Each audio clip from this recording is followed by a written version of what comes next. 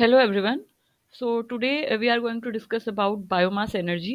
इससे previous video में हमने एनर्जी रिसोर्सेज के बारे में पढ़ा है जिसमें हमने non renewable energy resources coal petroleum and natural gas then we had discussed about renewable energy resources जिसमें हमने टाइप्स ऑफ रीन्यूएबल एनर्जी जैसे कि solar energy wind energy hydro electric power generation इन सब के बारे में हम ऑलरेडी पढ़ चुके हैं. Now it's turn to learn about it's turn to read about biomass energy. So biomass energy क्या होती है, कैसे जनरेट होती है, तो इसके बारे में हम आज डिस्कस करने वाले हैं. If we talk about biomass energy, so obviously it is a kind of renewable energy resource that is derived from organic matter. तो ये जो बायोमास एनर्जी होती है एक रीनवेबल एनर्जी सोर्स है और ये रीनवेबल इसलिए है क्योंकि ये जो ऑर्गेनिक मैटर है वहाँ से बनाई जाती है, वहाँ से ली जाती है, वहाँ से जनरेट होती है. अब ऑर्गेनिक मैटर क्या होता है, क्योंकि अगर ये ऑर्गेनिक मैटर से डिराइव की जाती है तो organic matter is something that should be renewable, है ना. तो वो रीन्यूएबल होगा, इस वजह से ये जो बायोमास एनर्जी है जहाँ से ये जनरेट हो रही है वो रीन्यूएबल सोर्स हुआ. तो जब हम ऑर्गेनिक मैटर की बात करते हैं तो ऑर्गेनिक इज समथिंग जिसमें कार्बन कंटेन होता है, जो कि जिसमें कार्बन हाइड्रोजन होता है या कार्बन, सिंपली हम कार्बन की बात करें मेनली, जिसमें कार्बन प्रेजेंट होता है उसको आप बोलते हो ऑर्गेनिक मैटर. जैसे कि अगर हम प्लांट्स की बात करें, एग्रीकल्चर या फॉरेस्ट्री रेजिड्यू की बात करें, जो फॉरेस्ट से पत्ती वगैरह निकलती हैं और फ्रूट्स के पील्स हो गए, ये सब चीज़ें फॉरेस्ट का रेजिड्यू जो है, एनिमल वेस्ट है, एग्रीकल्चरल एरियाज से जो भी वेस्ट रिलीज हो रहा है, प्लांट वेस्ट जो रिलीज हो रहा है, वो सब में भरपूर मात्रा में कार्बन प्रेजेंट होता है और ऐसे मैटर को ऑर्गेनिक मैटर बोला जाता है. अब एक सिंपल सी बात समझिए कि अगर सपोज करो आपने खाना खाया है तो किचन से कोई वेस्ट रिलीज होगा, है ना. ऑर्गेनिक होगा क्योंकि खाने में क्या होता है, प्लांट्स में क्या होता है, कार्बन होता है. तो उसी तरीके से लाइफ स्टॉक का जो रेजिड्यू है, जैसे कि अगर हम पशुपालन जब करते हैं तो पशुपालन वहाँ से जो उनका एक्सक्रेटर रिलीज हो रहा है, जो भी उनका यूरिन रिलीज हो रहा है, तो सब में क्या होता है, that waste is mainly of contain that waste mainly contain carbon and that is more of organic. तो ये सब ऑर्गेनिक मैटर है. So organic matter that makes up the plant is known as biomass.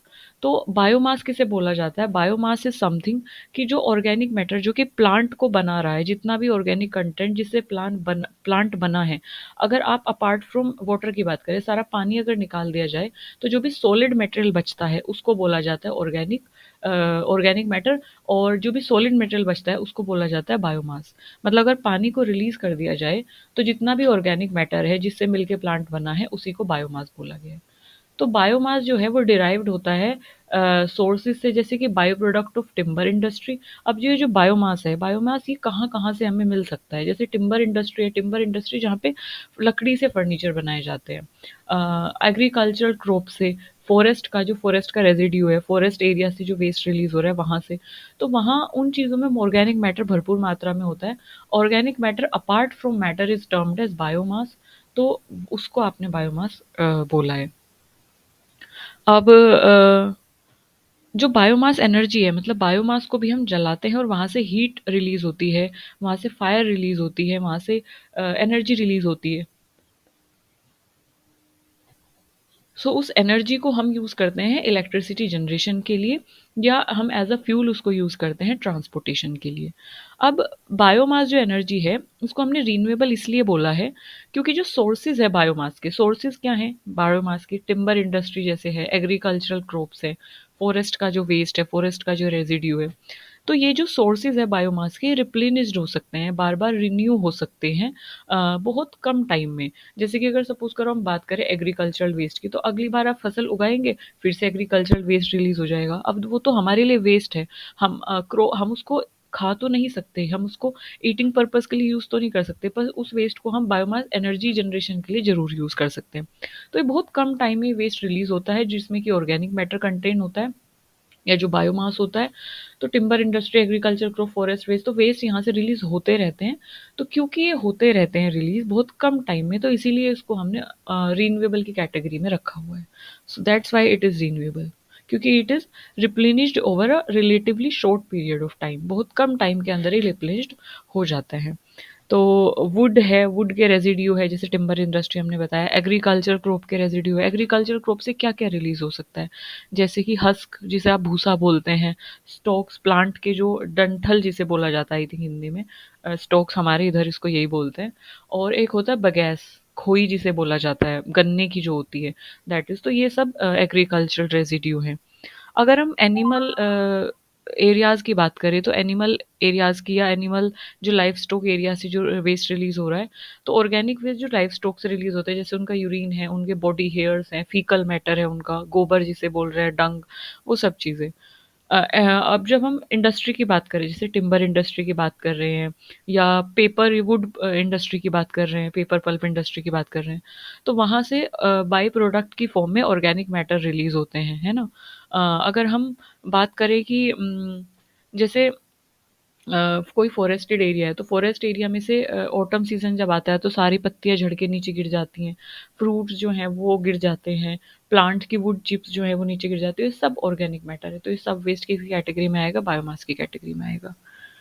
तो अब ये जो waste है, इसको हम यूज़ करते हैं इलेक्ट्रिसिटी प्रोडक्शन के लिए, या इसको हम यूज़ करते हैं ट्रांसपोर्ट में एज अ फ्यूल, और या केमिकल्स में एज अ फ्यूल हम इसको यूज़ करते हैं, केमिकल फॉर्मेशन के लिए एज अ फ्यूल हम इसको यूज़ करते हैं। अच्छा, तो हम इसको जब एज अ फ्यूल यूज़ कर रहे हैं, तो फ्यूल को बर्न करने से, फ्यूल इज समथिंग कि किसी चीज़ को जब आपने बर्न किया तो वहाँ से क्या रिलीज हो रही है, एनर्जी। तो जब आपने फ्यूल को बर्न किया तो वहाँ से क्या रिलीज हो रही है, एनर्जी।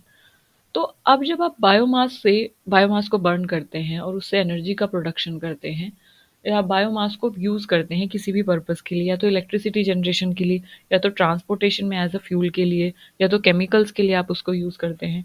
तो जब बायोमास को as a energy purpose use किया जाता है, क्योंकि वो बायोमास है, क्योंकि वो आपको प्लांट से मिला या तो एनिमल से मिला, बायोटा से आपको मिला, उसको हमने एनर्जी की तरह यूज़ किया, तो हम उसको हम नाम देते हैं बायो एनर्जी का, that is termed at bio energy. Bio energy क्यों? क्योंकि बायो इज समथिंग की जो कि प्लांट्स या एनिमल रेजिड्यू से हमें मिला है ना, वहाँ से जनरेट हुआ है, और उससे फिर हमने जनरेट की है एनर्जी। तो हमने बायो से क्या जनरेट की है, एनर्जी, तो इसलिए उसको बायोमास से जो एनर्जी जनरेशन होता है उसको बोला जाता है बायो एनर्जी। ओके।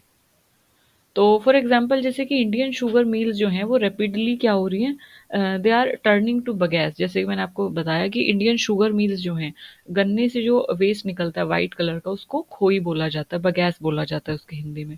तो ये जो लेफ्ट ओवर शुगर केन का जो बगैस होता है, जो कि जब उसको क्रश किया जाता है गन्ने को, उसके बाद जो बच जाता है, जब जूस को एक्सट्रैक्ट कर लिया जाता है, तो फिर Indian sugar mill are rapidly turning to bagasse the left over of cane after it is crushed.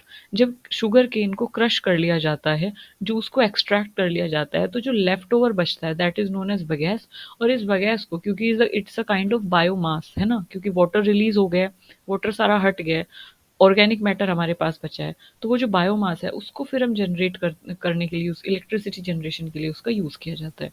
So we use that bagasse to generate electricity. Okay. अब अगर हम बात करें थोड़ा सा, इसमें एक बार एक चीज़ वो डिस्कस कर लेते हैं कि हम किन किन तरीकों से बायोमास से एनर्जी को जनरेट कर सकते हैं, यानी कि क्या क्या पॉसिबल वेज हो सकते हैं जिनसे हम बायोमास को एनर्जी में कन्वर्ट कर सकते हैं। तो अगर हम कन्वर्जन मेथड की बात करें, तो first and the foremost method is combustion. First and foremost method आता है आपका combustion. Combustion is simply what, combustion is simply burning, कि आपने सिंपली क्या किया, बर्न किया है चीज़ों को। तो डायरेक्ट आपने बर्न किया है बायोमास को टू प्रोड्यूस हीट या to produce electricity. Heat generation के लिए या तो it is a kind of energy also, या तो इलेक्ट्रिसिटी जनरेशन के लिए आपने बगैस को या किसी भी बायोमास को आपने बर्न किया है। तो सिंपली बर्न करने को बोला जाता है कंबशन। तो एक तो तरीका ये है जिससे हम बायोमास को एनर्जी में कन्वर्ट कर सकते हैं, या कन्वर्ट हो सकती है एनर्जी। सेकंड तरीका आता है आपका गैसिफिकेशन। तो that is something related to, यहाँ पे हम गैस जनरेट कर रहे हैं, ऐसा कुछ है। तो गैसिफिकेशन में क्या होता है कि बायोमास को कन्वर्ट किया जाता है कंबस्टेबल गैस में। कंबस्टेबल गैस इज समथिंग कि बायोमास को जलाया जाता है और एक गैस प्रोड्यूस की जाती है, जो कि वो गैस क्या करती है फिर कंबशन में हेल्प करती है, मतलब वो जैसे कि methane methane gas, sorry LPG, liquefied petroleum gas, तो हम उसको कन्वर्ट करते हैं, बायोमास को हम कन्वर्ट करते हैं कंबस्टेबल गैस में, और इस कंबस्टेबल गैस को बोला जाता है सिन गैस, है ना।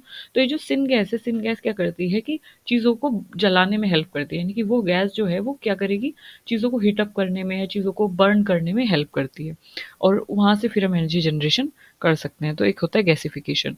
फिर हमारा थर्ड आ जाता है इसका एनारोबिक डाइजेशन।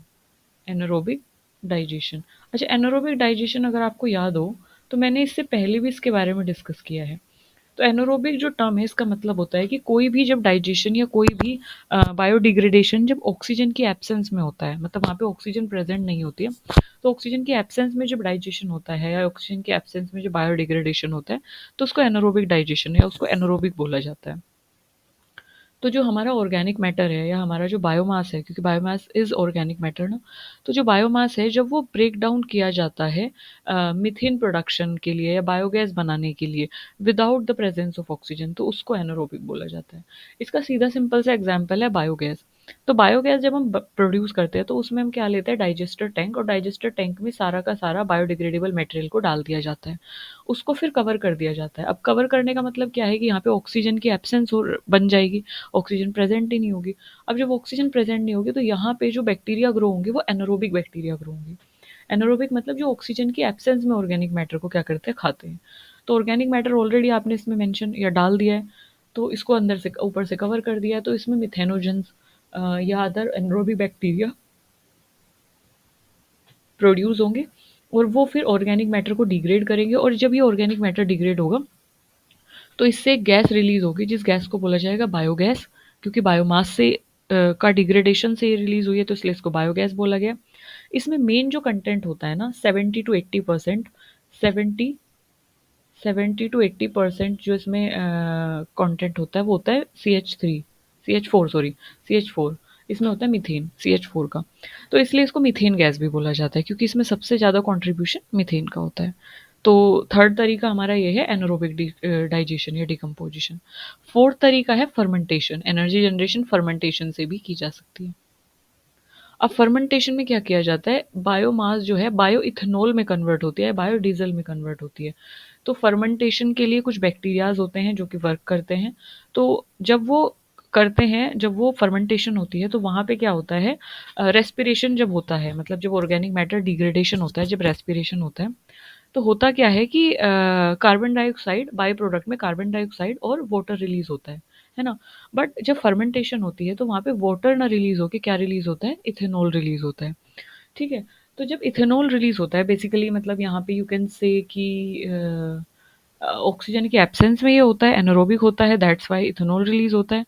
तो जब इथेनॉल वहाँ पे रिलीज होता है तो क्योंकि वो बायोमास के डिग्रेडेशन से रिलीज हो रहा है, तो इसलिए इसको बायो इथेनॉल बोला जाता है। तो बेसिकली फर्मेंटेशन प्रोसेस के दौरान बायो इथेनॉल और बायो डीजल जो है यहाँ से प्रोड्यूस होते हैं, और फिर बायो इथेनॉल और बायो डीजल को हम यूज़ करते हैं इसके लिए ट्रांसपोर्टेशन में, एज अ फ्यूल हम इनका यूज़ करते हैं। तो बेसिकली एनर्जी जनरेशन के लिए हम इनका यूज़ करते हैं, एज अ फ्यूल हम इनको यूज़ कर रहे हैं, तो एनर्जी जनरेट हो रही है, और उस एनर्जी से क्या हो रहा है, ट्रांसपोर्टेशन हो रहा है। So that is how these are some methods कि जिनकी वजह से या जिनसे जो है बायोमास वो डिफरेंट डिफरेंट तरीके से एनर्जी में कन्वर्ट हो सकता है, और उस एनर्जीज को हम एज अ फ्यूल क्या कर सकते हैं, उस एनर्जी से हम ट्रांसपोर्टेशन के लिए हम उसको यूज़ कर सकते हैं एज अ फ्यूल, हम उस एनर्जी को क्या कर रहे हैं, यूज़ कर रहे हैं।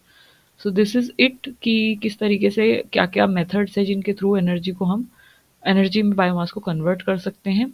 नाउ अब हम आते हैं इसके चैलेंजेस पर और इसके एडवांटेजेस या इसके बेनिफिट्स पर, कि क्या क्या तरीके हैं या क्या क्या एडवांटेजेस हैं इसके, कि जिससे ये जो बायोमास एनर्जी है ये हमें फ़ायदा दे रही है, और क्या क्या फिर इसके चैलेंजेस हैं कि ये हमारे लिए सही नहीं है या ये फ़ायदा नहीं दे रही है हमें।